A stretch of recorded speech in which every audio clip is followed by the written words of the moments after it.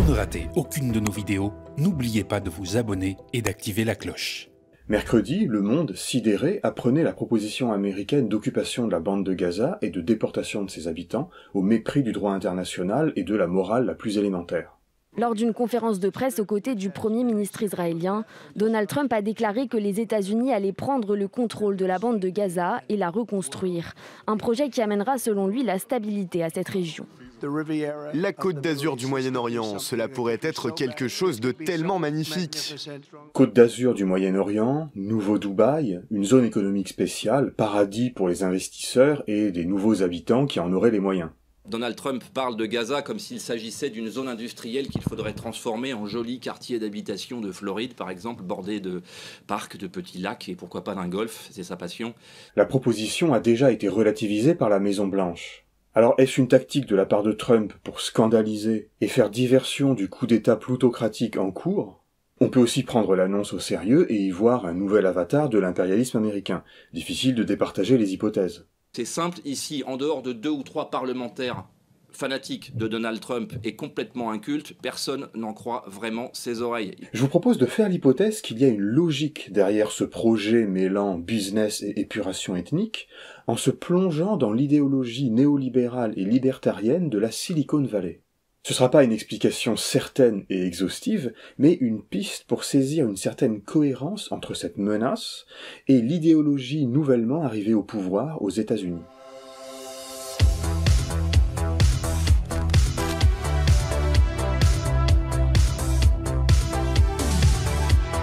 Bon, la présence des milliardaires de la tech à l'investiture du président Trump a été très commentée. Entre adhésion au projet politique trumpien et ralliement opportuniste, ces barons de la Silicon Valley ne se contentent plus d'influencer de loin le pouvoir de Washington. Ils sont désormais dans la place. Elon Musk évidemment, mais aussi avec quelqu'un comme Peter Thiel, qui a placé son poulain à la vice-présidence, J.D. Vance. Partons des travaux de l'historien canadien Quinn Slobodian, spécialiste du néolibéralisme, récemment de passage en France pour présenter son dernier livre. Le capitalisme de l'apocalypse ou le rêve d'un monde sans démocratie, c'est aux éditions du Seuil. Il est constitué par des entrepreneurs et des théoriciens libertariens qui imaginent une sorte de monde fragmenté en micro-États, des micro-États qui se confondent en quelque sorte à des entreprises où la démocratie est, comment dirais-je, un peu surnuméraire. Ce chercheur analyse finement les solutions proposées par des groupes d'intellectuels, de politiques et d'entrepreneurs pour défendre le capitalisme contre tout ce qui pourrait venir l'entraver. Dans la famille des néolibéraux, on connaît ceux qui préconisent de prendre le contrôle des États pour s'appuyer sur leurs forces afin d'imposer des solutions de marché et des reculs des droits sociaux.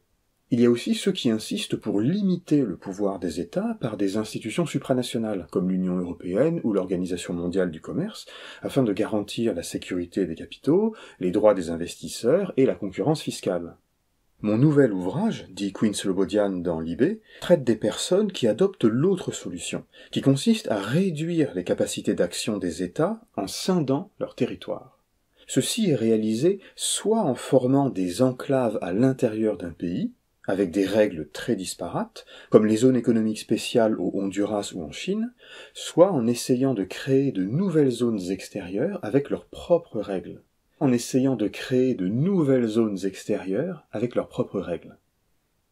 ce qu'essaient de développer certains tenants du capitalisme radical dans la Silicon Valley. Ce sous-ensemble de néolibéraux sont fascinés par des micro-territoires où se développe un capitalisme libéré des entraves de la démocratie et entre lesquels circulent élites et capitaux. Avec le temps, la démocratie érode le capitalisme. Et donc, il faut créer des espaces d'isolation, isoler des pressions démocratiques et même sortir du contrôle démocratique. Quand vous regardez le monde, vous pouvez voir 200 entités souveraines, les États. Mais vous pouvez aussi penser aux interstices, aux trous noirs, zones économiques spéciales, zones franches, paradis fiscaux, duty-free, plateformes pétrolières, etc. Quelques 5400 zones très différentes, mais où les règles fiscales, commerciales et sociales sont très différentes par rapport à celles des autres États ou par rapport à celles qui ont cours dans l'État dont elles font partie. Donc comme par exemple Dubaï ou la City de Londres. Au cours des 40 dernières années, il y a eu la création de milliers et de milliers de zones économiques spéciales, qui sont des juridictions au sein des pays où les impôts sont plus légers ou inexistants, où les règlements sont écrits par et pour les investisseurs. Et ça a été adopté par la Chine, au Royaume-Uni, aux États-Unis, à travers le monde entier, en Amérique latine. Et c'est devenu la façon standard pour le capitalisme. Et donc ces néolibéraux voient dans ces zones un peu hors de portée de la démocratie de masse des modèles à mettre en relation et à extrapoler aux États eux-mêmes. Les intellectuels libertariens dans mon livre ont été inspirés par ce modèle de zone et se sont demandé si on pouvait aller un pas plus loin. Est-ce qu'il pouvait y avoir un avenir dans lequel le monde ne serait plus organisé en États-nations, mais dans ces petites structures sous-nationales non démocratiques. C'est un modèle élitiste et pro-business qui plaît beaucoup aux gourous de la Silicon Valley.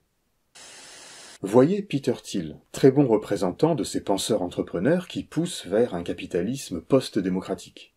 Il affirme dans un petit essai célèbre de 2009 « Je ne crois plus désormais que la liberté et la démocratie soient compatibles ». Libertarien, réactionnaire, transhumaniste, Peter Thiel a un peu un profil intello parmi les barons de la tech. Il est beaucoup moins riche que les autres, il n'est pas vraiment un inventeur, mais plutôt un investisseur qui a du nez. PayPal, Facebook, SpaceX. Il est pour ainsi dire le seul qui soutient Trump dès 2016 et le finance. Bonsoir, je suis Peter Thiel. Je bâtis des entreprises et j'aide les gens qui bâtissent de nouvelles choses, des réseaux sociaux jusqu'aux fusées. Je ne suis pas un politicien, mais Donald Trump n'en est pas un non plus. Il est un bâtisseur et il est temps de reconstruire l'Amérique. Oui, effectivement, il y a un travail qui remonte à en fait presque 30 ou 40 ans de Peter Thiel pour amorcer une pompe libertarienne, idéologique qui s'est cristallisée autour de PayPal et qui ensuite a diffusé dans plein d'autres entreprises avec pour objectif effectivement de reformer une société autour d'un certain nombre de principes, des principes de communication mais aussi individuels, d'entrepreneuriat et de mise à bas finalement de l'État et de la bureaucratie. Thiel a cofondé la firme Palantir, important acteur du capitalisme de surveillance et du renseignement. La société célébrait récemment un partenariat stratégique avec Tsahal, pendant que l'autre cofondateur se réjouissait sur X de la solution trumpienne pour Gaza. La pensée de Thiel oscille entre science-fiction transhumaniste et néolibéralisme, tout ce qu'il y a de plus sérieux. Bref, le méchant de James Bond sérieux dans ses délires ou sérieusement délirant. Comme Elon Musk, il grandit sous les régimes d'apartheid du sud de l'Afrique. L'idée de ségrégation raciale comme sociale font partie de leur culture. De fait, leurs projets idéologiques sont radicalement tournés contre l'idée d'égalité. Saudi Arabia has a crazy Wahhabi ideology. California has a woke ideology. Wahhabism to Saudi Arabia is roughly like wokeism to California. Son texte de 2009, L'éducation d'un libertarien, est une synthèse de ses réflexions pour réaliser la forme idéale de gouvernance libertarienne. Cette philosophie politique radicale fondée sur la défiance vis-à-vis de toute intervention de l'État dans la vie sociale. Peter Thiel explique que le capitalisme jouit d'une impopularité croissante dans les nations démocratiques, particulièrement depuis 2008. On ne peut donc plus compter sur la politique pour acheter le consentement des masses. La pente démagogique tend au contraire à brider la liberté des entrepreneurs. Aujourd'hui, la grande tâche des libertariens est de trouver un moyen d'échapper à la politique sous toutes ses formes, que ce soit les catastrophes totalitaires ou fondamentalistes, ou le démos irréfléchi qui guide la prétendue social-démocratie. Thiel désigne 3 espaces non totalement régulés par des États, 3 terrains où peut se déployer la liberté d'entreprendre à l'abri de la démocratie de masse. Le cyberespace, donc par exemple avec son système de paiement en ligne PayPal, ou bien par les crypto-monnaies. Il est aussi possible pour les partisans de la liberté d'investir l'espace, par les vols habités ou bien même la colonisation de Mars. Et enfin, les océans. Thiel est un grand promoteur de projets de villes flottantes réalisant l'utopie libertarienne. L'Institut Seasteading veut bâtir 3 îles artificielles, des plateformes flottantes, habitées, totalement indépendantes de la terre ferme. Une première mondiale qui offrirait à la Polynésie un rayonnement international. C'est cet homme, Peter Thiel, fondateur de PayPal, qui financerait le projet. Des îles qui dépendraient juridiquement du territoire avec moins de taxes et qui abriteraient des petites communautés de start-up innovantes et totalement libres politiquement. Cyberespace, espace et océan, pour l'instant tout cela reste surtout de l'ordre de l'utopie et de l'évasion. Our mission to open the oceans for human habitation and new societies. Ce qu'il faut noter, c'est l'obsession de ces penseurs ou entrepreneurs de construire en dehors des États, ou bien au sein des États, mais dans des lieux gérés par leurs seuls actionnaires, et délivrer des protections sociales et juridiques demandées par les masses. We need new places to try new rules. La nouveauté avec l'ère Trump, c'est que ces milliardaires dystopiques ont mis la main sur l'État le plus puissant de la planète. De quoi leur donner d'autres idées que simplement aller s'isoler dans des enclaves ou de rêver d'univers parallèles numériques.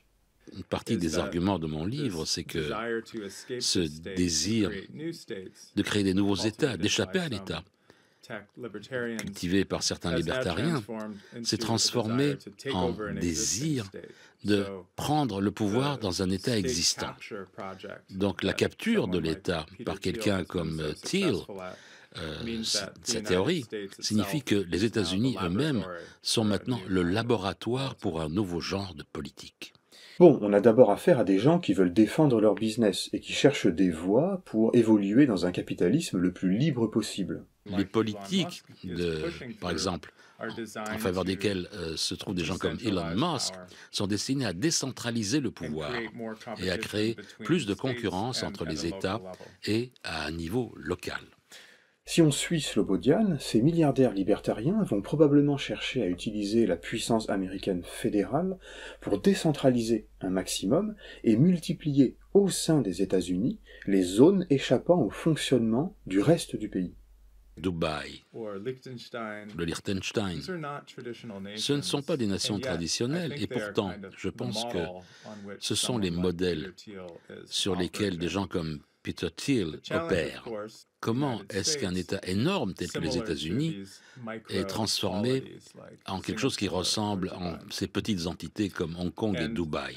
La politique des 4 années à venir, ça va être de transformer le grand État américain en une galaxie de petites juridictions. Prolonger sa réflexion donne un éclairage dystopique. On verrait alors ces libertariens utiliser la puissance impérialiste américaine pour créer ailleurs, et de toutes pièces, ces petits paradis capitalistiques qui les inspirent tant, dans une démarche qui rappellerait les États-Unis d'origine. On arrive, on vide tout le monde ou on massacre, et on fait nos petites affaires. We need new places to try new rules. L'annonce de Trump pour Gaza ne sera peut-être rien de plus qu'une fanfaronnade immonde. S'il s'agit d'une proposition sérieuse d'interventionnisme, on voit qu'il y a une cohérence intellectuelle derrière. Quoi qu'il en soit, exprimer une telle idée officiellement n'a désormais plus rien de tabou. On se retrouve dans 2 semaines.